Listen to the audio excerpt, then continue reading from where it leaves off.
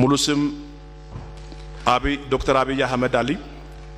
የትውልድ ቦታ ኦሮሚያ ብሔራዊ ክልላዊ መንግስት ጅማ ዞን አጋሮ ከተማ። የትውልድ ዘመን በ17/12/1968 ብሔር ኦሮሞ። የትዳር ሁኔታ ባለትዳርና የሶስት ልጆች አባት። የትምህርት ዝግጅት ከአዲስ አበባ ዩኒቨርሲቲ የሰላምና ደህንነት ጥናት ኢንስቲትዩት የዶክትሬት ዲግሪ። የመመረቂያ ጽሁፋቸው በአገር በቀል ግጭት አፈታት ማህበራዊ ሀብት ሚና ላይ የሰሩ።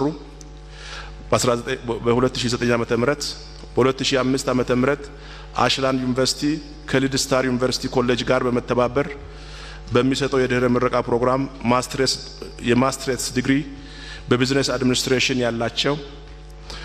በ2003 ዓ.ም ከግሪንዊች ዩኒቨርሲቲ ለንደን ተባባሪ ተቋም ከኢንተርናሽናል ሊደርሺፕ ኢንስቲትዩት አዲስ አበባ ማስትሬት ዲግሪ በትራንስፎርሜሽን ሊደርሺፕ ኤንድ ቼንጅ ያላቸው። በ1997 ዓ.ም በደቡብ አፍሪካ ፕሪቶሪያ ሲፐርኢድ በክሪፕቶግራፊ ፖስት ግራጁዌት አድቫንስ ዲፕሎማ የወሰዱ።